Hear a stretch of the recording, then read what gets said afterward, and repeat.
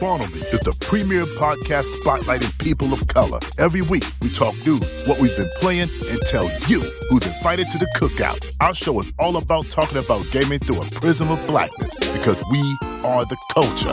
Welcome to Chicago, y'all.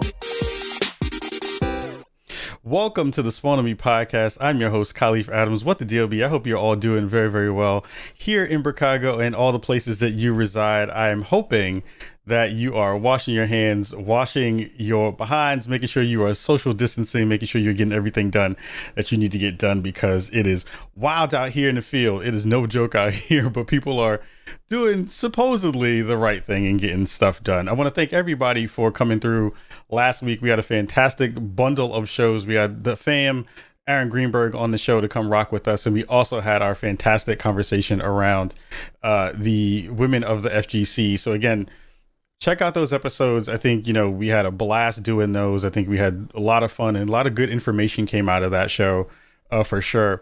And then we also had the wonderful conversations with Susanna Pollock from Games for Change that also is on the feed as well. So make sure you are looking for those episodes, because those were amazingly dope and really were fun to do. I think doing some of that pre-recorded stuff is actually really nice because it gets us in a good spot to be able to do even more content throughout the week. But that is not what we're going to talk about this week. We have somebody who I've been super excited about rocking with and having on the show. So this particular person, we have gotten to know each other through many circles on the internet.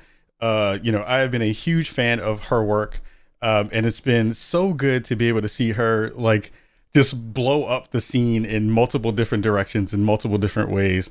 Please welcome Venn TV's own Erin Ashley Simon. I am so excited to be able to have her rock with us this week on the show. Erin, how are you doing? How is everything going right now? Oh my gosh, everything is amazing, exciting, it's just so much fun. And I feel like every single day this week, I've upped the amount of coffee that I've been drinking. And I'm trying to lower it back a little bit. But I mean, hey, it's all worth it. It's all worth it. Yo, so we talked a little bit pre-show about just how nuts everything is right now for you, for you, and how everything is kind of just going in multiple directions all over the place. It's like fireworks everywhere.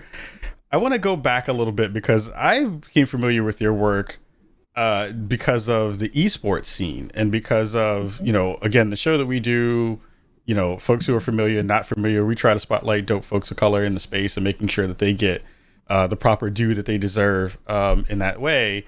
And I just remember out of nowhere, and it's weird because it's you've been in the space for a while, but it is one of those things where you find people and you're just oh, okay. Who is this person that just came onto the scene or who has been on the scene for a while? And I remember very specifically, there was something that my boy Danny Pena from Gamertag Radio was doing down at 137 Studios, I believe. I think that's the number of the studios back in New York. And he was hanging out with you. And then I was like, what's going on here? And then I saw you two doing stuff on Cheddar back in the day. And I was like, who is this Erin person? She's amazingly dope, has such good energy and super fantastic and is brilliant on camera and knocks it out of the park every time she does a thing. Where did you get your start? Because it feels like you have popped up on the scene, but also have been here for a really long time in the same vein. Give the folks at home a little bit of information about how you got into the space and what kind of brought you to the gaming industry in this way. Oh man. Okay. So I'm going to try to condense what a lot of people don't know is even though I'm 28, I've been working in media for 10 years, about 10, 11 years. So the condensed version of that is when I first started, I started covering AAU basketball. So I started with blogging, and then eventually I went and got my journalism degree from the University of Kentucky. But during that time, I covered a lot of traditional sports because I'm a big sports fan. And when I was doing that, I had my own blog, and it was one of those situations where I was quite lucky considering I was around the same age as some of the top players. For example, I'm around the same age as Kyrie Irving, and Kyrie Irving's from Jersey. So I was able to be around, interviewing players like him in the New Jersey area. And so from there, partially because I was a was a young girl who was around their age, and also because they respected my hard work. I used to get a lot of exclusive information, and it got to the point where the blog that I had really took things to the next level, and to the point where CBS, Fox Sports, ESPN were looking at that website, and that was that kind of turning moment for me where I decided that I was going to not major in kinesiology, and I was actually going to be doing journalism. I know it's like two separate things, and from there, I just continued to build on my skill set. So I did everything from working for a local newspaper in Kentucky, the Lexington Herald, and covering like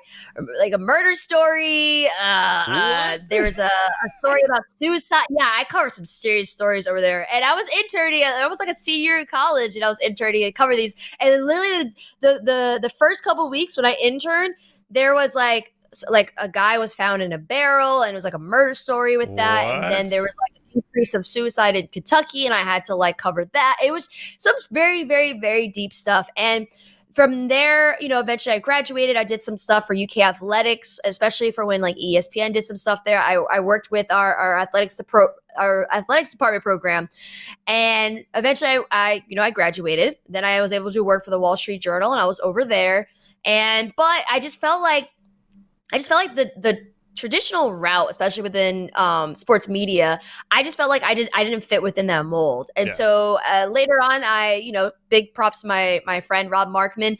He introduced me to people who worked at Revolt TV and one of my former boss. And for those who don't know, Revolt TV is owned by Diddy or Puff Daddy, whichever era you're coming from. That's two names, right? I could tell how old you are if you call him Puff Daddy or you call him Diddy.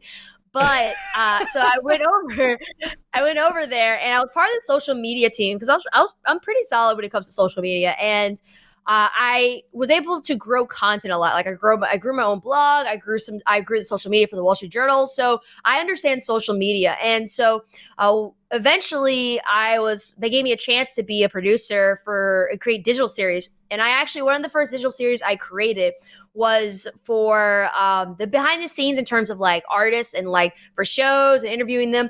And the first episode I covered Cardi B with her first home show, which was crazy, by the way, in New York City. And so yeah, and it was good, and it resonated. It was one of the best content that we promoted in terms of social media and digital. So then eventually I got graduated to being a producer for the actual network itself. And so I was able to learn that process and get credit for within that space. But then I was just like, the music industry is not for me as well. I just didn't like the energy and environment, and I wasn't happy. And so I left, and eventually, after that, I worked for another company where I did content strategy and development. I created a series called Inner Circle.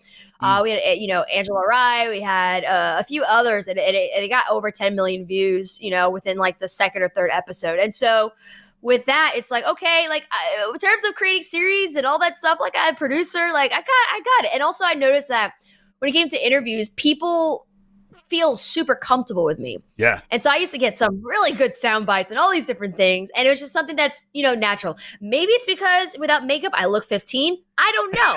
But I always had like a knack.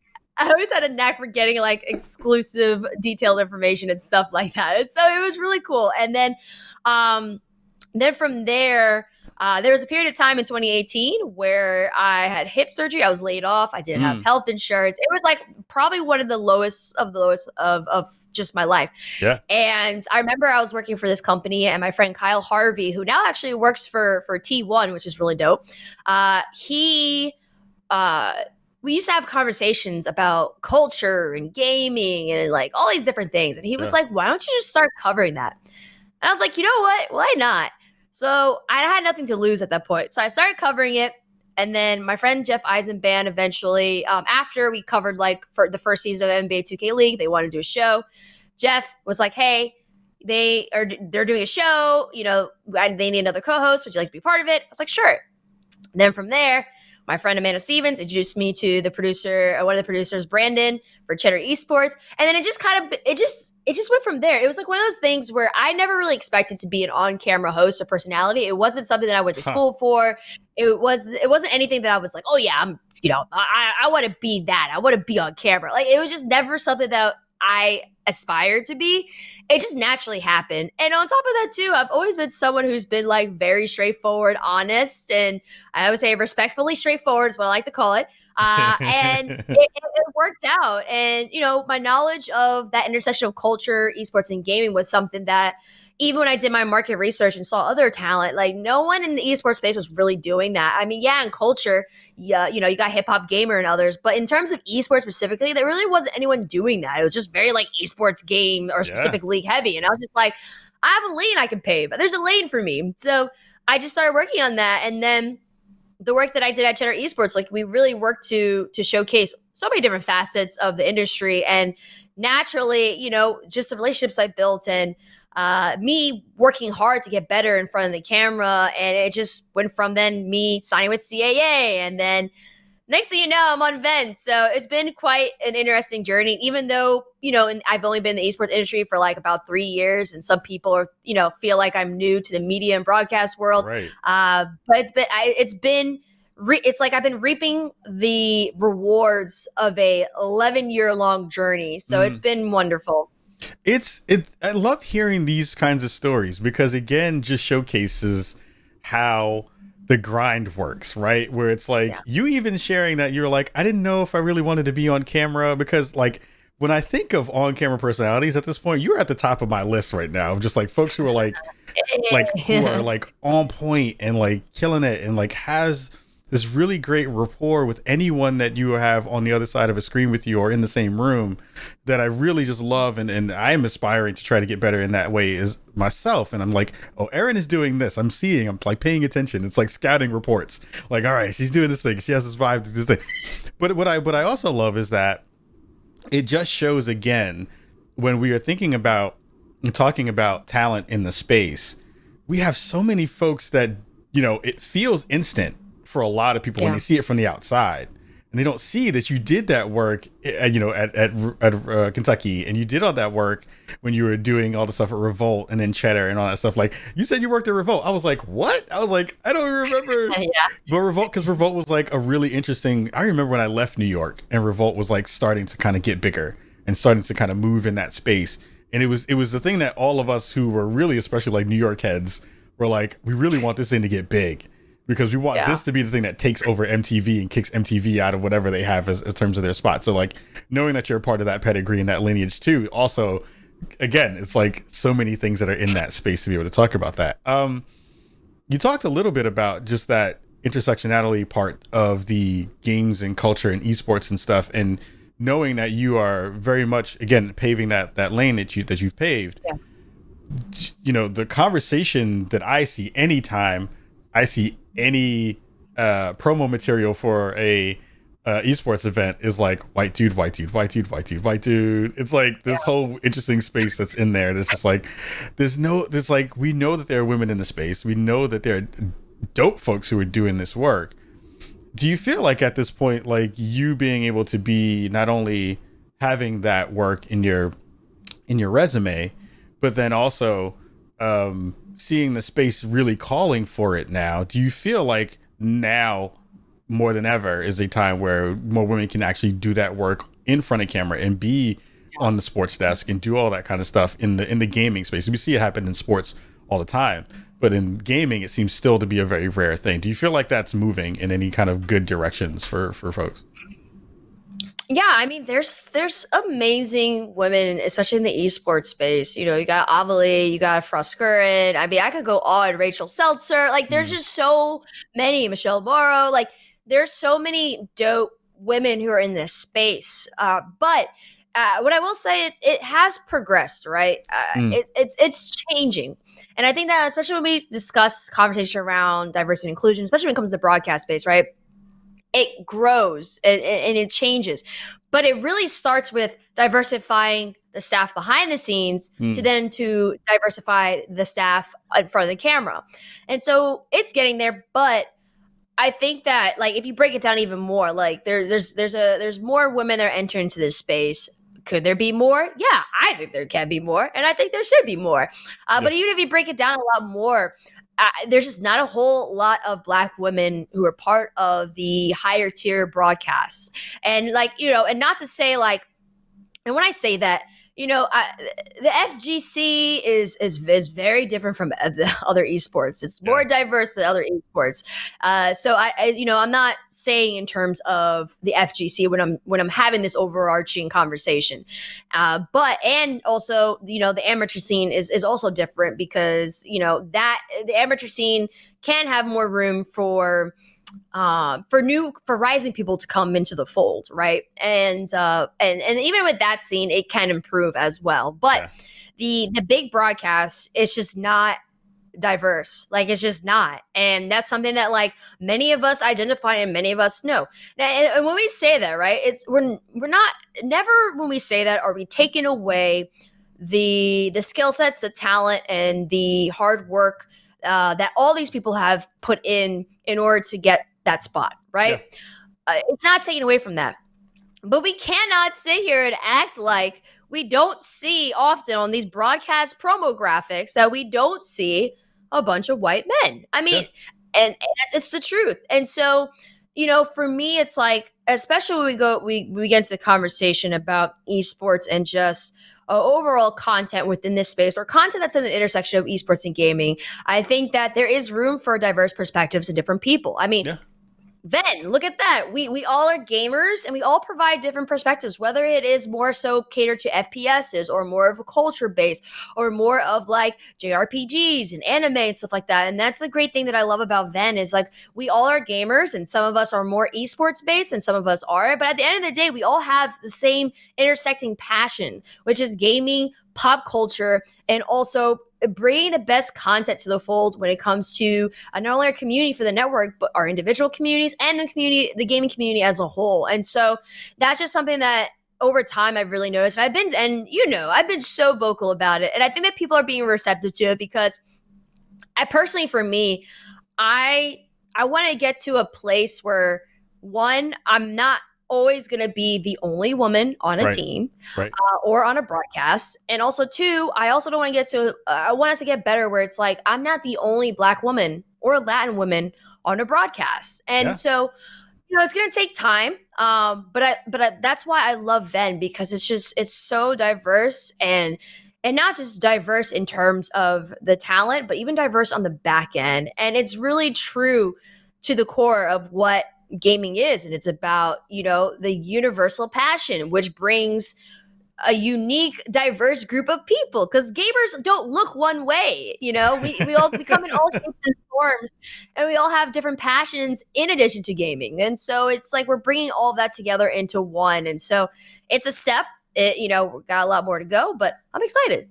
I mean, the thing that and we're gonna definitely dig into more Venn stuff because I think one of the big reasons I wanted to get you on is because like you all are trailblazing a new path in a very, very cool way. We definitely want to get into that for sure. But before we do, I gotta ask you, because one of the favorite things because you have this repertoire of so many things that you're doing. I love your podcast. Grassroots is dope.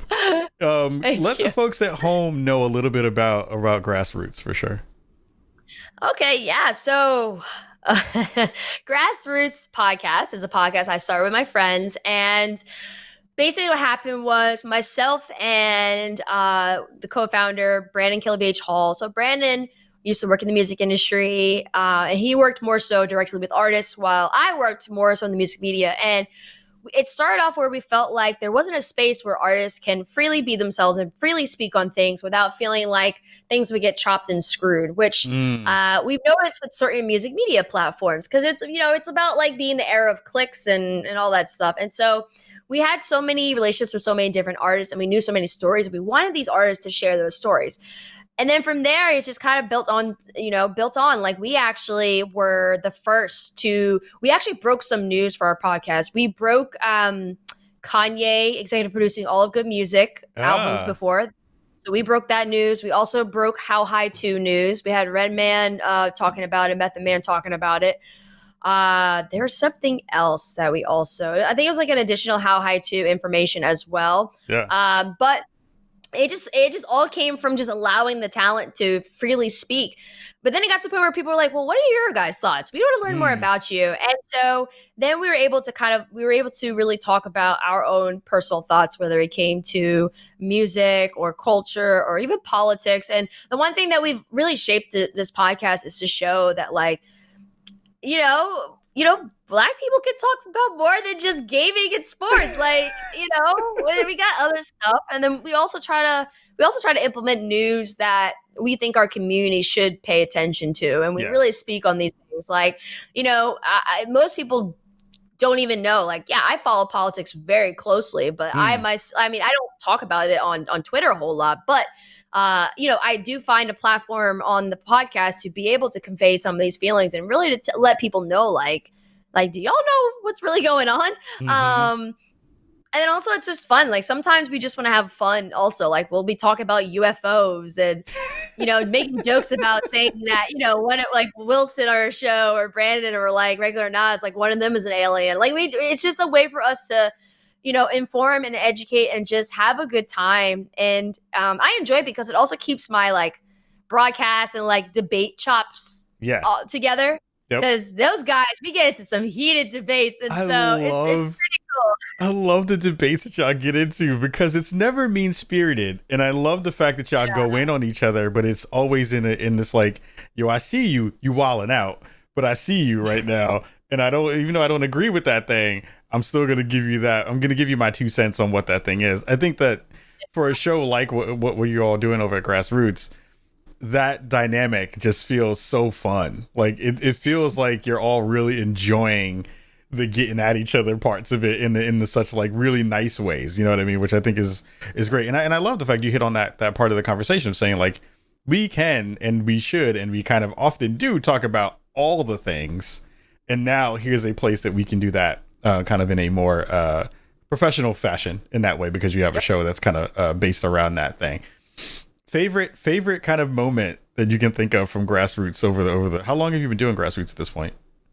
Oh my gosh, it's been we started in, I think it was 20, my gosh, it's been a while. I think it's been almost 3 years we've been doing the podcast. About 3 years we've been doing it. Best moment. Okay. Best moment, hands down, was our 420 episode with Method Man and Redman. First of all, people don't understand. It's actually really hard to get both of them in the same room. Like, and it's crazy to say that, but it's because they're so busy. Like, they're still doing so many things. So we were able to connect because we know Redman, and so we're like, yo, we love to do a 420 special episode with you guys. Like this, like. And especially for me growing up, like I remember watching How High. Like, I remember listening to Method Man and Redman. Like that was part of my childhood. And so it was just like, yo, this is so dope. We were able to pull this off. And we were able to pull it off. And oh my gosh, like, and it was really cool because they talked about, it wasn't like, it was very, very knowledgeable and informative when it came to the marijuana industry, because they actually are very much involved on the business side, and they were talking about what's happening and how pharmaceutical companies are like buying up crops in North Carolina. They're not telling you that they're getting into the scene, but they're just buying up mad land. And it was just so interesting for them to break down so many different aspects on the business side, and also even giving advice on like how people should even get into the industry and stuff like that. So I thought that was really cool. I had a really great time. I mean, the beauty of doing all this stuff, and I'm sure you can definitely agree, is that you get to see you have these people who you really like look up to or you're fans of, and you have like this reverence for, but then you really get to dig into like them as human beings. And that part seems to be like one of the things that I'm sure the more people that you've interviewed over the years, it's just been like one of those things you're just like, oh yeah, you're a human being who does this thing and has these kinds of stuff. Like, how has that kind of been too? Because I feel like there is a version of that conversation I don't think a lot of people who are getting into media really understand, is that you wind up being surprised by people's humanness in lots of different ways. I'm sure you have some thoughts on that too. Yeah, I mean, I was always someone where like if it was an artist or athlete or a celeb or anything like that, and I enjoyed their work, it was always a great experience. But like I never idolized anyone. Like, it was just something that I never did. Like I think the group that I was probably like the closest to being like, oh my gosh, when I was like a kid, it was like Spice Girls, right? But aside from that, I really wasn't like out here idolizing anyone. Like in a certain level, my parents always taught me to just treat everyone's a human being at the end of the day, right? And so I think for me, I've always had such a curiosity and knack for like learning about people. Maybe part of it is because I have such an interest in like psychology and human behavior. And so I read so many books on it and stuff like that. And so I'm always interested in just like how people are, their stories, how do they respond to certain things. And I'm always curious. I love learning. First of all, I love learning, period. But I also love learning about people. And so that kind of fed into my journalism career and also just everything with the podcast and everything I do, even with like, before what I did for Cheddar Esports and what I do for Venn. So it was just like, I would come across these celebrities and I would find unique things to talk to them about. And sometimes you can find the passion. Like Fonte from Little Brother, I didn't know he was a massive gamer until the episode we recorded with him. Yeah. And even Big Pooh, and then even Pooh was like, bro, I didn't know you were a gamer like that, and none of us knew that, and it was cool because he brought up the game Flowers, and he was just like, yeah, that brought a tear to my eye. It was just, dope. So, yeah. And then he was like, he mentioned how he was an extra in The Color Purple. Like it was just like, what exactly? But you get those stories when you show the talent that you care about what they say, and you're interested in them. And the funny thing I've learned over time is that whoever you're interviewing, whatever like industry that they're in or whatever they do for a living, usually they don't want to talk about it because everyone talks to them about it. So like artists don't want to talk about their music. They would rather talk about something else because they're literally doing interviews, repeating the same thing over again with questions. So being able to find that and be able to find passions from different people where, they can kind of go off and be like, oh my gosh, no one's asked me about this. Let me go off. And usually those lead to such amazing and dope stories. And that's what I really enjoy. And also anytime I interview someone, I go through all their social media. Like you can find some gems from like 2017, 2016, and then you bring it up. They're like, what? And so it's like these things to help bring out the best of the guests and bring out the best of the influencer and celeb. I think for me, it's always fun. And anytime I hear some amazing stories or just funny stories, it becomes like an even cooler experience.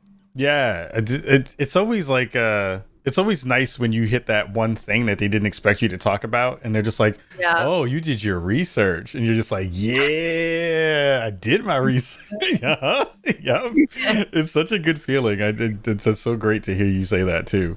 I think, and also that was a really cool spot with you and Little Brother, because I'm a huge LB fan. So seeing that y'all got to do that was very, very cool. You should get him on Spawn with me. I'm gonna help you. Hey, if you can make that happen, you can help that make a thing. I will flip out. That will be one of the times when I fanboy super hard because I'm a huge LB fan. That was my backpacker phase. For sure. Fonte, he's super supportive. Like even now, like him and I still talk about like gaming. I think he talked to me about, was it Ghost of Tsushima? I think he like hit me up about playing that or something like that. But listen, you know me, I'm always for supporting underserved communities, especially in media. So I got you. I thank you. I thank you in advance because many people would freak the hell out once they heard that wasn't actually going to be a real thing. Lots of people freaked out when they heard about Venn becoming a thing in the real world. We're going to talk about that. But before I do, I want to show a quick trailer from the network. So hold on, everybody in the community. 1 second, we're going to show this and we'll be right back. Gaming is everything. Our adventures, our stories, our wins, our losses, our passion, our community. And we're building a home to celebrate what we love the most. A 24/7 network for gaming and culture.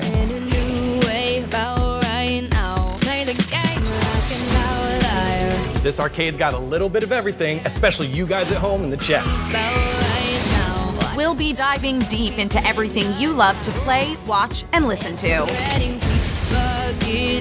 Streaming is our language. You know all those questions that you're afraid to ask? Because when it comes to life, things aren't just black and white. I've got one hell of a challenge for you. LFG is everything you need to start your fitness journey. What makes good content? Imagination. And an apple for flavor.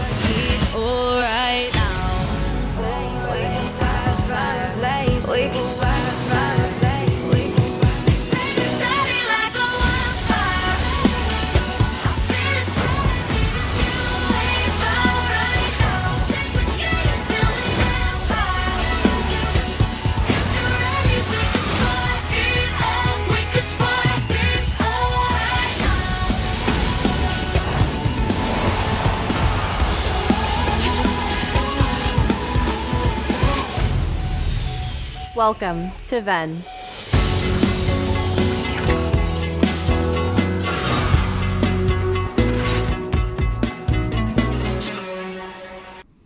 So it is not August 5th anymore. August 5th has gone and passed.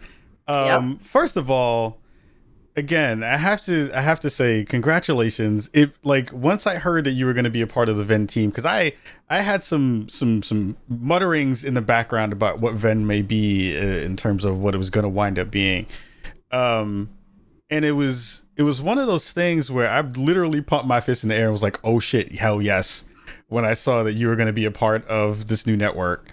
Talk a little bit about, you know, when you got the call to say like, yo, this is going to be a thing that you're going to embark on and kind of make this thing happen and make it real. Yeah, so it started out with my agents over at CAA, Peter Letts, and also David Coonan, and they brought it up. I mean, I knew about Venn since Cheddar Esports because we did cover it. And I was like, yeah, of course. Like, I would love to do a chem read, and which is really cool. It was a really cool experience because I was able to try. It was a very, very basic format of the download that we were doing, and you know, for me, I was like, oh, this is nice. This reminds me of like my previous job in terms of like touching on news, but it was just more with a culture twist to it, which is what I really love, and it felt like it really aligned with myself. And you know, eventually I was able to connect with my amazing colleagues, you know, Matt, Mr. X Morello, Emma Fife, Jimmy Wong, and Digon, Danielle Gonzalez. And so it was like one of those things where every step of the way just made me more and more excited. The only thing though is I couldn't say anything. So I'm like getting hype. And it was funny because when they were saying how they're going to start announcing and stuff, and around that time, I was also making like announcements with about Turtle Beach and signing to them, and then just all these different things. And it was just such interesting timing because like people were like, oh, you're going to be a part of Venn. You're going to be signed with Venn. And I'm just like, I had to act like, I was like, I have no idea what you're talking about. I've never been contacted by them. I don't know like what you're saying. I said, this news I'm breaking has nothing to do with Venn. But it was true. It really did have anything to do with Venn. But like the next like week it did. So it was cool. Like, you know, and the whole process has been just so awesome and fun. And it's been like one of those moments where through every step of the way, how I felt and what I thought mattered. And I like that because typically when it comes to certain broadcasts, you don't always, especially if you're talent, like you could say something, you can give feedback, but it's not always taken into account. Like every aspect of the process for Venn, I felt like my voice mattered and I was heard. And I can tell you through my 11 years of experience, like that is rare. And so, you know, it was great because like we pretty much as talent were able to meet so many different people in the company, and we even like connect with each other. And that's the cool thing too, is like, even though like, for example, I'm remote right now, I've been able to get to know all like a good amount of the other talent, whether it's Sushi Dragon or even like Emily and just even Dash. And it's been amazing how they've been uplifting us, supporting us, allowing us to be us. And then also like, it's like a family. It feels like a family, and it's great because it's like, we're building something that feels like ours instead of building something that feels like someone else's. And that's what I love about just working with Venn, is just having that feeling of, family support, allowing me to be me and us to be us. And then knowing that we are contributing and actively contributing to the growth of this platform, because our feedback and our thoughts are taken into consideration, and they do listen, and they listen to everyone, which is amazing. And that's rare in different companies. So it's been an awesome experience. And honestly, it's just like every day I'm just like, okay, what can I do better? Like, what, how can I take it to the next level? Right. And it's just, it feels good to every day wake up and be super excited for work. And not to say that I haven't been excited, but like this level of excitement is different. It feels different too. Yeah, it just I mean, like visually, it looks like you're all having fun. Like the vibe is so nice to see so many dope folks, like from different sections too. Because I was like going back through the list of talent on the network, and I was like, oh, I remember you from here, or like, oh, you used to do this. Where it feels like everybody's expertise is like coming to the forefront in a really good way, where you don't really see that from things that kind of get jammed together. Like you can tell when people are like put into situations or put into kind of spaces where you can get to see that, like, that this is a thing when everybody like turns the cameras off, people are like, yo, side eye, yo, like, why? I don't want to talk to you, like, get away from me, I don't want to be around you. But this definitely has that vibe, and it feels like that is from the top down. Does it feel like, again, the conversations that you're all having about building this thing is kind of more about family, more about family and less about just like, we're doing this network thing that hasn't been done before? Does it feel more like the people you're working with every day get that too? Yeah, it definitely feels like a family. I mean, even like, we have like text group chats for like talent. Like it's like we could talk about things, like whether we talk about like music or just anything like that. I think that there is that sense of family, and also family not just with us, but also that amazing supportive family community that we've been getting with the launch. Like to see for me to see just the love and support of people across esports and across gaming, like really showing love to us, whether they were in the Twitch chat, whether they retweeted the stream itself, whether they, and even like the orgs too were in there. And it was amazing because it really shows you the beauty and the good of the esports and also gaming industry, and especially with the past few months where it's oh my gosh, it's been a ride, hasn't it? But it's just like, it's like this moment where we can all come together for the sake of not just paving a different path, but also this family and sense of community, and like working towards creating the content that's true to who they are, that's true to us, while also still driving important conversations. It's definitely like the thing. Like for the download, what I really love about the download is we could literally, for example, today we discussed Nintendo and the sales of Switch, and in comparison to other consoles, and having conversations about the console wars.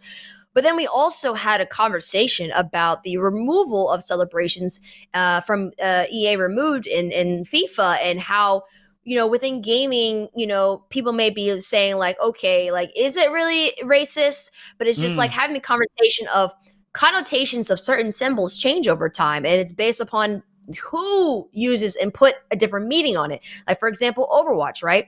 There are some people that may not look at the noose and be like, well, I don't know how that's a problem. But then it's like, if you are a Black individual, it has such a violent connotation and symbolism. Right. So even us having that conversation and breaking it down, why people may view it as being something that is a racist symbol, or just having these breakdown conversations, or even we had a conversation about the US Army using Twitch, and then also about Ninja transcending his platform, becoming and joining this pantheon of one-word celebrities like Beyonce and Kanye. It's just having these unique conversations that bridge the gap, and then also educating and informing while also entertaining. It's like, this is special. And it's been so great to see people to see it resonate with people and be like, oh wow, like this is amazing. Like, even if it's a topic that's not gaming, It's like the community loves it and they care about it because we're really taking every conversation with care and love and are really being honest and being like ourselves. Like, if you know me, I could be quite like straightforward, New York energy, like, nah, bro. Like, that's just how I am. And the great thing is I could be like that on the show, but no matter what, even if we're like that, or even if we don't agree with each other, we always want you to walk away feeling entertained and informed, no matter what. And I think that comes through. I watched the first day of content and was really taken aback by just besides the presentation of everything and how top notch all of that is, which made me extremely jealous as I do all my shows from my one small room in my condo here in Portland. But it feels like, again, that there is no wall. You know what I mean? Like, there's no wall between the talent and the community. It doesn't feel like there's a wall between the talent and the content itself, of saying like you can have those conversations in a real and valuable way. And it also feels like the industry's pulling for y'all, which is nice. And I love that. And especially during this time of COVID and everyone on lockdown, it's just nice to see people in a room together interacting too, which I think is a small thing that I pick up on every time I watch a Venn piece of programming. But it is a thing that makes me feel like, oh, we're not there yet where we're going to get out of the stuff, but it feels like we're here close enough where like this is a thing that can happen. And that energy feels good in a space where sometimes we don't get a lot of good energy in the space. So like, bravo to you and the rest of the team. Cause I feel like right now that energy is just so nice to be able to absorb and feel like, okay, I can come here and like feel like it's not going to be gross in the chat, or it's not going to be weird and people are going to like freak out. And what I really like, especially on the download, is the fact that you all kind of are allowed to have your piece during the conversation, which I think is really brilliant too. Like, I think a lot of times there are ways to kind of command the stage in a way that doesn't feel even, but I love the fact that it's well balanced in the way that you all have those conversations and those things kind of play themselves out. I also have to give a quick shout out to two folks who are on the team that when I found out that they were on there, I was really happy about as well. Shout out to my fan, Charles Powers. I love you, fam. That was a huge thing to hear that he was a part of that. And Patrick Shanley as well, who gave me a couple of really good breaks when he was over at Hollywood Reporter. So like, massive love to y'all as well for being in this new outfit and having some of that stuff in your new repertoire. The new thing that's going to happen soon, I am sure, is that there's going to be that conversation around G4 being a thing now because they've decided that they want to come back into the space, and then Venn being in the space as well. I think no one knows what they're going to do in terms of their new outfit or what they're going to try to bring to the table. But the thing I'm curious about for you, not thinking about that, but like in the sphere, is how do you all kind of think about, it's kind of early to say the future, because there is a roadmap, I'm sure, about, where things are kind of going in terms of where you want to kind of stake your claim on things. But from a network side, with all this really great talent, some really cool shows, Sasha Gray's show is really intriguing. Sushi Dragon is going to kill it wherever he goes. He's a nut, magical, and all this other cool stuff. But I'm curious to know, like, from your perspective, is this a thing where you're like, ooh, so the download is going to be a thing, and then maybe I get my own show, or like maybe I do some other stuff in here that's like slivers of stuff. Do they feel like that's even a part of the conversation for some of the talent that's already on the network, to say like, this is the core of what we're going to do right now, but like we want to go bigger and broader when we think about what we want this network to be?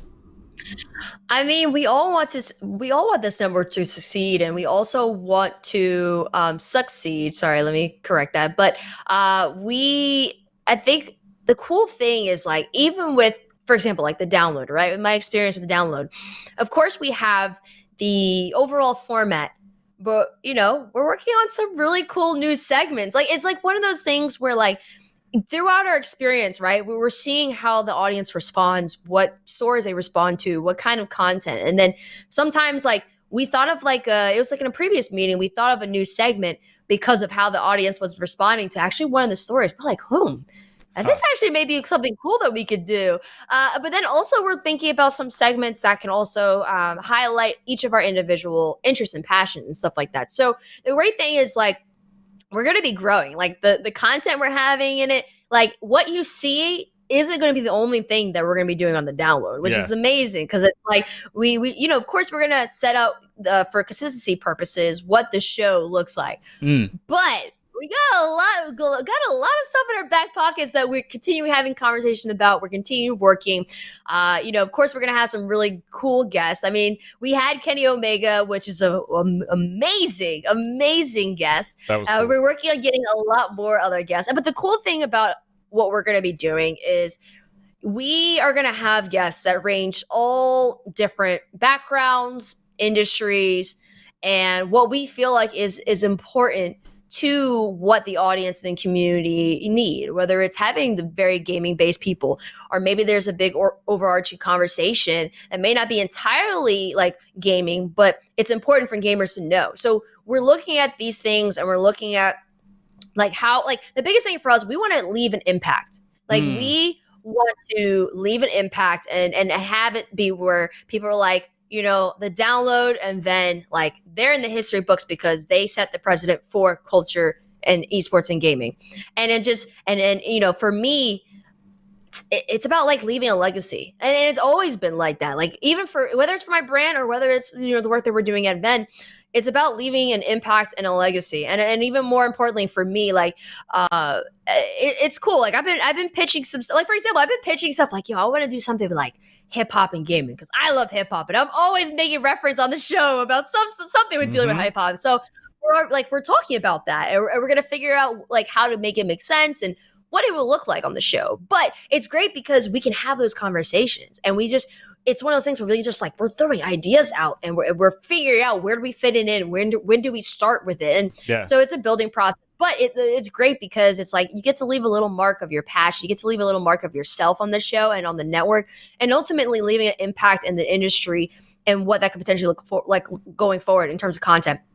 There is a need for culture and esports and culture and gaming content, and it's an ongoing process. And I think that for launch day, I think we did a good job, and I think that we're going to be doing some amazing stuff, and I'm super excited. But it's also like we're seeing such a transition, and especially more so with esports, because gaming, I mean, culture's always been a part of gaming, but we're seeing kind of like that transition when it comes to the esports world. And so I'm really excited, especially as someone who's worked in the esports world and also has worked in music and culture, be able to bridge those relationships and bridge that gap. To me, it will be like the greatest thing. So I'm excited. I wish I could tell you more, but that's just my overall experience. And it's only day 2 of us being live, but it's been weeks on weeks of us working hard to put out the best show that we can put out.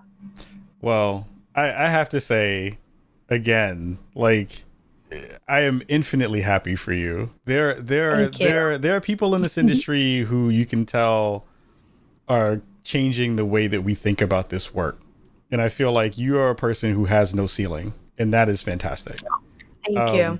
So again, from this brother to the sister, I'm very excited for everything that's happening for you, and day 1 was fantastic. Day 2 was amazing.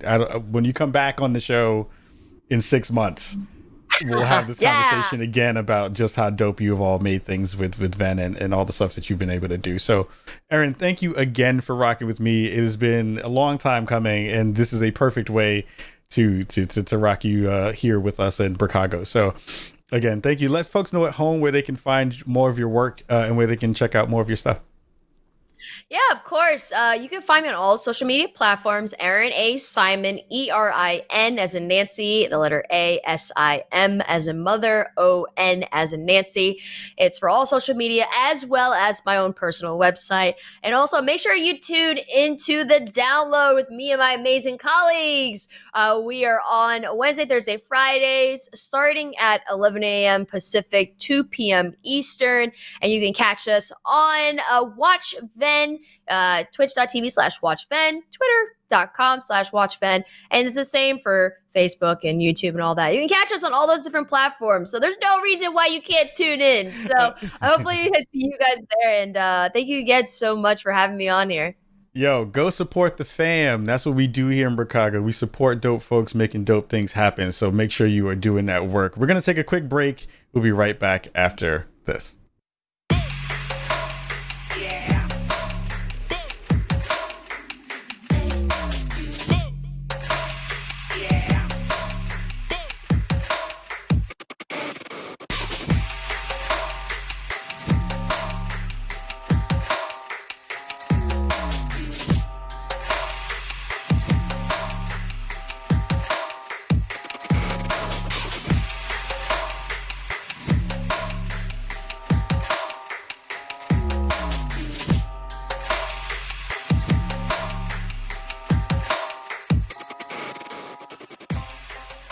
Welcome back to the Spawn on Me podcast. I'm your host, Kahlief Adams. Massive love to Erin for joining us this week. Again, I am super excited for all the stuff that they have going on over at Venn, and I am so excited and happy for her because she continues to do some of the best work in the industry and continues to be one of the dopest folks that you could ever meet in this space. So massive love to Erin for coming through and for hanging out with us this week. Hope to have her back soon so that we can have more conversations about all the other cool stuff that she's going to be working on. Because I know there's a couple things left in the bag that she has working on. So really excited for that stuff. So this week, there isn't a lot of news really to get into. I think the biggest piece of actual news that was in the space was Apple and Xbox having beef.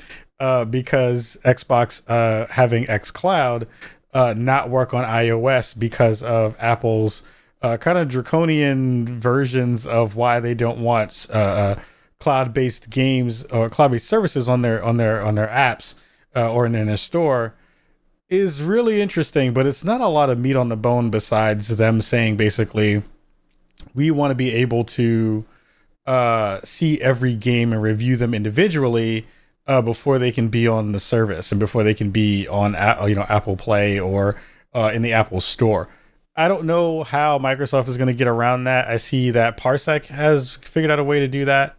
I think Remote Play from Sony and PlayStation have figured out a way to circumvent that stuff too, or not even just necessarily get around it, but it's really interesting the way that Apple is kind of talking about the differences between those particular apps and the way that they work and function in comparison to the ones that xCloud is kind of bringing with their service and with their app that they would have to make. So I don't know. We'll see. I'm really disappointed because I am a big iOS user. I use mostly Apple products in my home, iPad, iPhone, all that kind of stuff.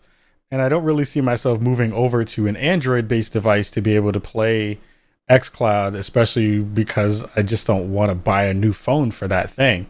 Maybe there's a cheap tablet that would work in that respect, but then again, the whole purpose is for me to be able to have a device that I use all the time be a secondary gaming device, and I don't think that me buying another thing that's an Android device is going to help that part of the process move forward in any real way. So it sucks. I don't like it. It's super whack. I wish that was not a part of the way that things are going to wind up working. It will be cool to see if Microsoft can figure out a way to get around that and to work with Apple or to Apple to be more lenient and figure out good ways to be able to fix that too. We don't know yet. It's going to be a while before we figure that thing out. And it leaves a lot of really good, money on the table right there, because I think you have so many iOS users who were like really excited about this process, and now they're going to be left out on the cold, me included. So who knows? We'll see what happens soon. Hopefully that thing will change in a good way for the better for everybody else who's on iOS. This is one of those weird times where everyone is like, yo, iOS losers got shut out of a thing when usually Android folks are the ones who get shut out. So it's an interesting space there too. So not a lot of news this week. Anything else that I really want to dig into?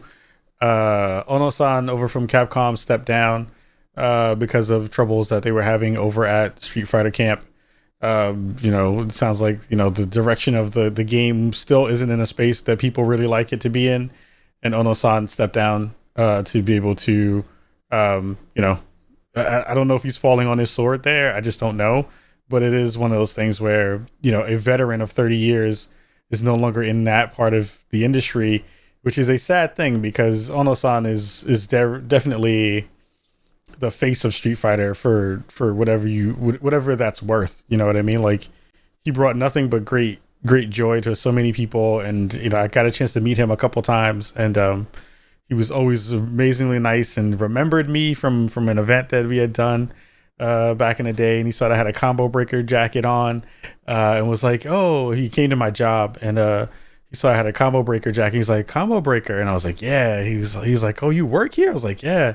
And it was cool just to have that one small moment where we talked a little bit about fighting games and all the work that he's done over the years. So it's sad to see him not be in that space anymore, but happy trails to him. He's done a lot of fantastic work in this space, and he will continue to hopefully be able to have a space in this industry doing the thing that he loves to do, bringing so much joy to so many. So Ono-san, mad love to you, fam. I hope you're going to do well in whatever the next endeavor is, and hopefully that will take you far and wide to be able to bring some of that joy to other people as well. So to wrap out the show, to end up the show, to finish out the show, I'm going to talk a little bit about what I've been playing.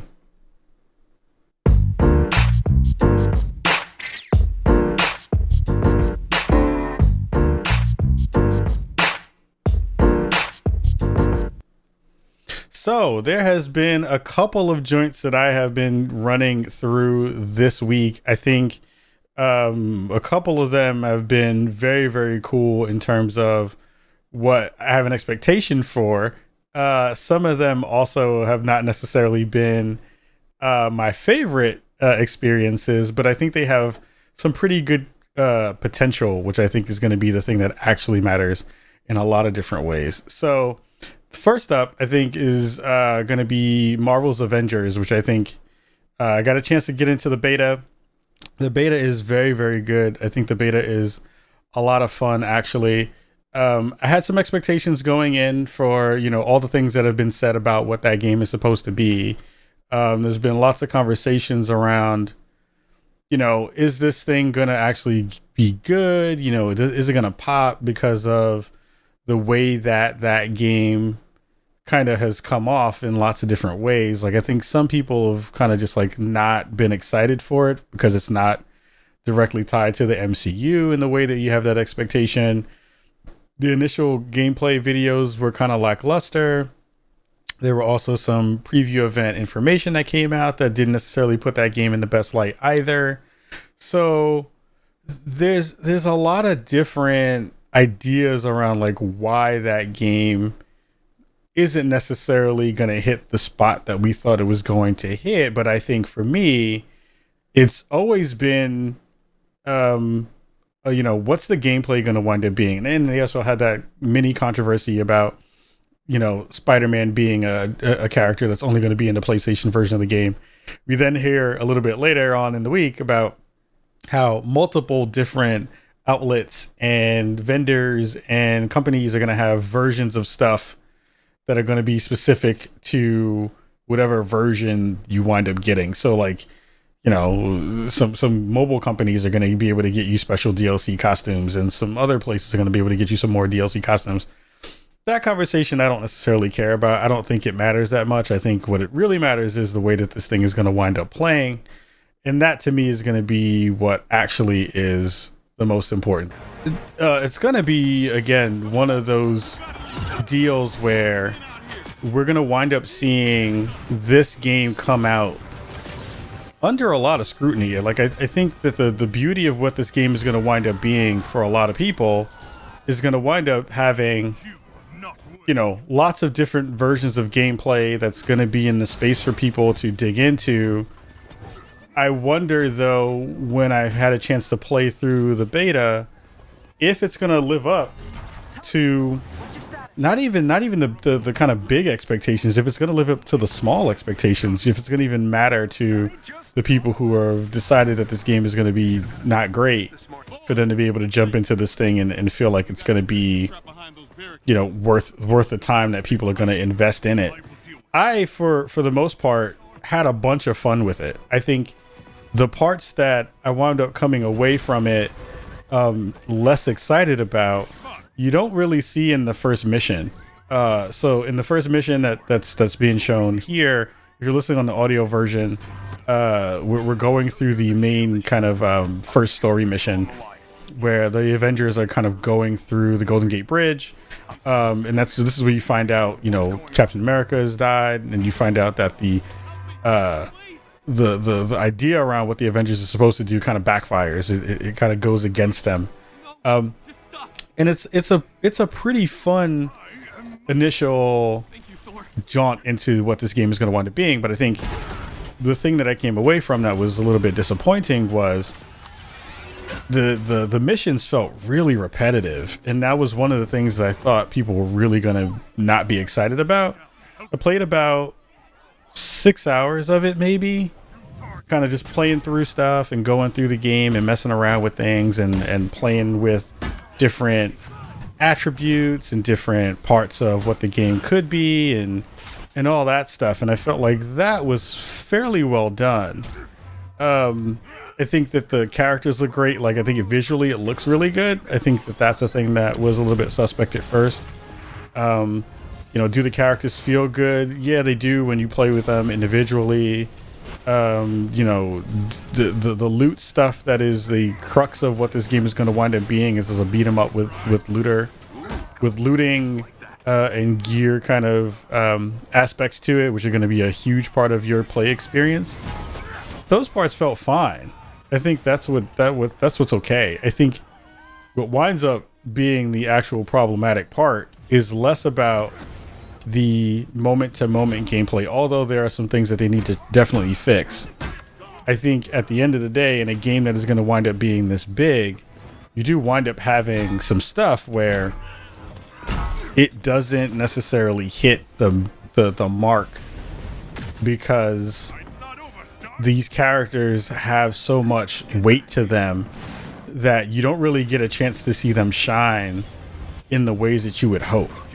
And what does that actually mean? So I think in terms of, you know, being able to see them be a part of the world and be a part of the action in ways that feel good, that stuff is just in the mix. It's like happening all the time. Like, I think that, you know, the combos that you kind of dig into and you're playing around with each other and you're kind of going through the process of, you know, going through these missions and getting more cool stuff, like that stuff feels pretty good.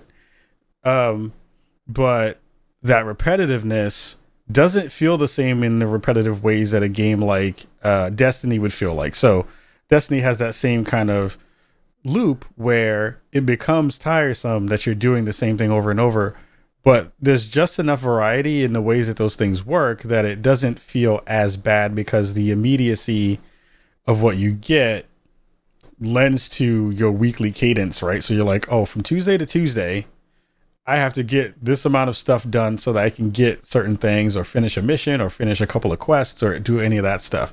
I'm sure there'll be some of that in this game too, but I feel like the way that it works right now is like some of the missions were amazingly short. The things you were supposed to do, the objectives didn't feel really rewarding, which was troublesome. I think that there is just small bits of just like things that they could do to make it better. So one, the camera is way too close. It's too close to the character for you to feel like you have enough distance to see the rest of the battlefield and to do that one thing that you want this game to do, which is you want to kind of pan around and look at everything that all of the other heroes are doing, where you can be like, oh, I'm Iron Man, I just saw Hulk just grab a tank and throw it at somebody and like do his special move. Holy shit, that looks cool. Let me look over there and see what's happening while I'm doing my fighting. That stuff doesn't happen as much because it's such a narrow field of vision where I'm focused on what I'm doing and I don't have enough space to be able to back up and see stuff. So they have a setting for that changes that, but it doesn't do much to make that setting, that visual look different. So it makes the gameplay look sloppy because you're all button mashing your way through this particular part of a mission in this weird funnel. And that funnel, even if other people are doing stuff all around you, still feels tight.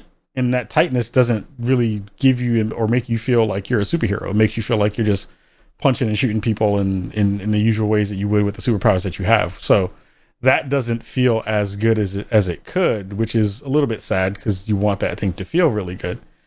I think some of the other parts of that go along with those conversations are like it doesn't feel like the characters synergize well.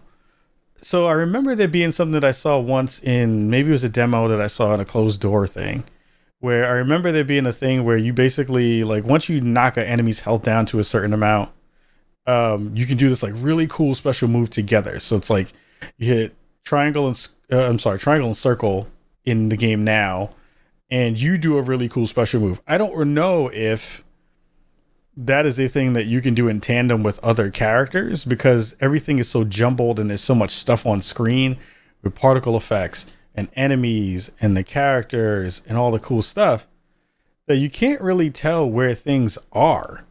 And that part is super weird, because you just literally don't know where half the stuff is at. And that part just feels stupid. It's just like, I don't know where, like, I'm hitting this thing and it feels like I'm hitting it, and that's fine. But if I wanted to do a cool thing with my co-partners or my other hero friends, it doesn't feel like there's like a thing. Like with Marvel Alliance, you can like group up and do that kind of thing. It doesn't feel like that thing is in there, or at least it doesn't tell you how to do that thing well. At least in the version that we played with the beta that was on PS4. Another thing is, like, I know stat nerds are going to love this game in some ways, and then other people are going to hate it because the statistics, and again, this could be because it's a beta, this could be because of just like bad UI choices, it could be because of multiple factors, but it feels like everything is jumbled. So like there are particular pieces of gear that do various kinds of elemental damage. It's like cosmic, particle, all this other stuff, but you don't know what that means until you actually are like in a fight with a thing that randomly has a very small icon over its head that then tells you that maybe the thing that you have on will do more damage or have some status effect or some of that stuff on that character. UI choices are really, really weird in this game, and I think that they need to definitely address that as a thing for sure. One of the other things, and I have footage of this stuff, I just didn't have a chance to pull it off my drive, was so when you're in your moment when you're about to change and go into battle, so you get a chance to pick your characters and you pick which ones you want, all that stuff is cool. You have to literally go load a character up, change all this stuff around, go back out, and then if you wanted to make any other change, you got to load that new character up, do all the changes, and go back out. Like, they need to have a very singular way to make adjustments on character gear, because if they don't, that thing is going to be a pain in the ass. It is not a fun experience to be able to do that part of the thing that you're going to be doing a lot of, because it's not just like you're managing one character, you're managing 4 characters all the time. In that part, they're going to have to figure out ways to streamline that, because right now it's kind of a mess, and that part did not feel fun. Combat definitely does feel cool. Like, I think Hulk was really fun. They did some weird stuff with his momentum and the way he jumps that I don't like, actually. They did the way he had it in the earlier version, and where he would kind of like leapt off of these like walls that has scratches on it, so you can know that those are things you can jump off of. Momentum felt a lot better in a previous build than the one that we have on the PS4 Pro. So some of that stuff is weird. Kamala feels really great. She's the best feeling Avenger in the game so far. She's just wacky. She has really good quips that she has in combat, and in the game itself, she just feels really good. Her character moves are really interesting to see on screen. They just feel good. There's a couple of weird twerks about her jump stuff too. That's a little bit funky. Iron Man feels weird in the way that he flies. It just doesn't feel as good as it should. So is there stuff that they could do to fix this thing? I know right now a lot of the conversation is again around skins. I don't care about that part. That part really doesn't make a difference in the grand scheme. What people really need to be focusing on is like how well this thing plays, and the structure that they have with this game. Is that going to be a sustainable thing that you're going to actually enjoy doing over a very long period of time? I think that is the question that is still in the air. And from the beta, a lot of it just felt super repetitive. And I know that they wanted to give a flavor of multiple things that you'll be able to do. It felt like even with those multiple flavors, it was still kind of the same thing over and over and over again, which they're going to have to figure out a very interesting way to get rid of that stuff in a real way, because it didn't really work in the way that you had hoped that it would. So I'm down for it. I think it's going to be good in some ways. If they can clean some of that stuff up, then we'll have a much better experience, and I'll be way more hyped for that thing. But until then, they have a lot of work to do. They have a lot of stuff to kind of get ready for, and I'm hoping that they can pull it out, because I'm actually really excited for it. I want to team up with other folks and play it and get in some games with it, because I think once you're doing that and you have actual people, like AI stuff is not as fun. But if you have actual people who are like going to be doing it, and I did it with a couple of friends, and we were just like, yo, this is cool, but it needs polish in that way. So Marvel Avengers, we'll see. The jury is definitely still out on that for sure. The other game I got a chance to play through the wonderful folks over at EA Access and EA was UFC4, which I'm actually really excited about. So I love UFC games. I think they're really well done. I think that they have a lot to offer in various different ways. What I've noticed is, and this is the biggest thing that I've noticed, is the way that they have wrapped the story mode around this game now. Because usually games like this, story modes really go one way, and it's like, you are this young up and comer and you're trying to get to the UFC, and here's the way that you get there through all these small fights, and you build up your character and you build it up through stats and you build it up through that stuff. They do that, but they did a really smart thing from the thing that I saw so far, which was they use social media in game to like build out your story. They do this thing where they like show not real world stuff, but like analog stuff that would be real world stuff. So like they show you on your Instagram page or on the ESPN MMA page talking about, you know, what this thing is, and why that thing might be super cool to be able to use. You know, we're using some Chris Smooth footage here right now. We got to make sure he gets the love for this footage. And I think that is a thing that we see and often done in multiple games. But I think that it just feels fresh. It feels new. It feels like they did a smart thing with making the metaverse that you wind up being in this game feel like it's actually attached to an actual person that you're making, which I think is really important and really smooth and really dope. The fighting just feels good. The one thing I did notice that I was a little bit disappointed in, and I don't know if this is because this is a PS4 game versus potentially being a PS5 game, which I want to see what this game is going to look like on PS5. Please, baby Jesus, let this game come out on PS5, because the game doesn't look that great in terms of the visuals right now. Like, it looks mushy. Characters look a little bit better in terms of some of the graphics right there, but it's like it could be better and be more and like prettier, and like I don't know if it's just like the end of the cycle kind of deal where they've hit their limit and their cap on what they're going to be able to do visually in this game.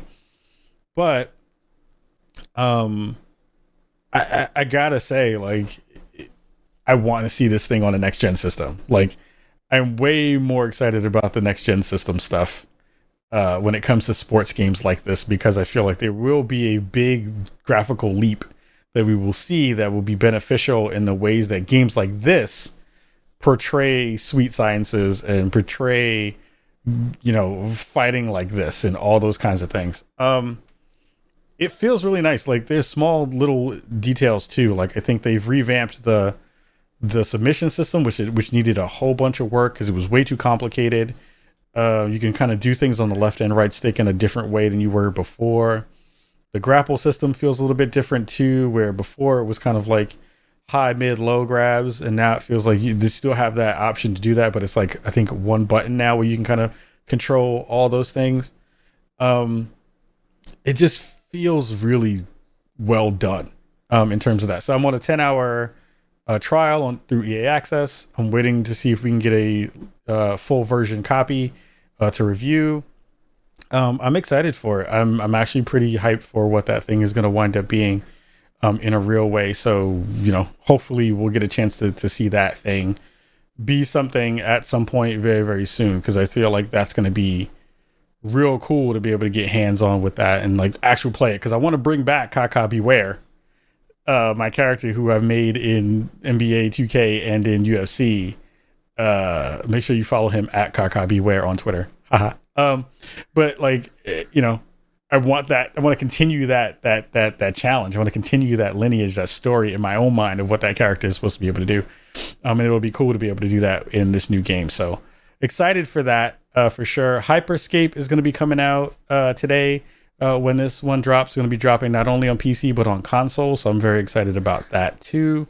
RoboCop got a voice pack in Mortal Kombat. So that's going to be awesome as well. Next week, I'm really excited because Microsoft Flight Simulator is going to be coming out, so I'm really excited about that too. There's a lot of stuff that's going to be dropping fairly soon that I'm kind of hyped for, and want to get my hands on for sure, to be able to play and share with all of you at home. So we're getting up out of here. We have a very dope show next week with Zoe Schneider from Harmonix talking all about Fuser. Y'all know how much I love music games, so getting a chance to talk to her is going to be fire. We're going to be doing a recording this week with another woman from the fighting game community as well, Sharpie. We're going to give her some love and have her come on the show and talk to us about some various things as well. So we have a lot of things coming down the pipe. August is going to be a very good month for us in lots of different ways. And I was teasing this out on Twitter. We have 2 potentially really big sponsors coming through to support all of us here at Bricago, or support me here at Bricago and the rest of Spawn and me and all of you in Bricago. So I'm hoping that we can all galvanize around those once they get announced and support the show via those means. So it would really mean a whole bunch to me, and definitely helps us grow in bigger and better ways for the future. So please make sure you're doing that work. Go check out Erin's stuff on Venn. Send her love and let her know that you're a part of Bricago and you appreciate it. Greg Miller just put up from Kind of Funny a allyship panel that we did for the IGDA Foundation. Make sure you give that some love too. It was really fun to do that with him and with all the wonderful folks that were on that panel. And we have some other stuff coming up too that I'm not going to tell you yet because it's not time. But we will say a lot of that stuff soon, and share all that information out when I can. Last thing. Oh, I forgot. There was one other thing that actually came up that I thought was really cool. So, Last of Us 2 got a new patch, and it basically gives you the ability to play permadeath versions of the game, which is that game is just so difficult to beat when you don't have to worry about permadeath. But they did a couple of actually really cool things. So besides the permadeath part, it's called the grounded game update. Besides that being a thing where they have the permadeath modes and all that kind of stuff, it is really cool thing like they did in previous games where they have the render modes where you can kind of change the way that the game looks throughout the whole game and not just in photo mode. And they had some really cool pictures of some of the stuff that they shared with us to share with all of you. So like they have this really cool one where you can kind of do this like super 8-bit version of the game where everything is kind of super pixelated. This one, which was this really cool, almost like painterly Walking Dead style version of the game, which I thought was super cool. And then they had a couple of ones that were all just like color grading options that you can kind of see within the photo mode as well. So like some of the photo mode colors that you saw, some of those, then you get to play the whole game in that color scheme, which I thought was really, really cool. So massive shout out to Sony for sending us that thing early to go check out. I'll probably try to play some of it through on permadeath and see how far I can get. What I thought was really cool was you can determine how long you want your checkpoints to be, because usually permadeath games, you don't really get a checkpoint, but you can do it per scene, you can do it per act, you can do it for the whole game. So whoever beats this thing without dying once on permadeath mode, you are the GOAT. Like there's nothing else that can be said about that, but that is like, you are the GOAT. And you definitely get to rock that thing out. It does not tie itself directly to trophy, so you don't have to play permadeath to get a platinum trophy on it, but it is a thing that will definitely up your ability to play that game in ways that you didn't before. And I'd love to see all of you play some of that stuff soon and share your thoughts about that in photo mode too, because you'll get to be able to like put that thing in photo mode while having that render mode on, and then it'll look super cool when you make your photos too. So I've been playing around with that, so I'll share some stuff out tomorrow when it's all live. So mad love to you all in Chicago. Thank you so much for listening this week and every week. This has been Spawn on Me with Kahlief Adams, and again, massive love to y'all in Chicago. We got some cool stuff coming. We just hope that we'll be able to share that stuff out soon. So mad love to you. Stay safe. Give love to everybody you can. Wash your hands, wash your butt, and we'll see you all next week. Peace.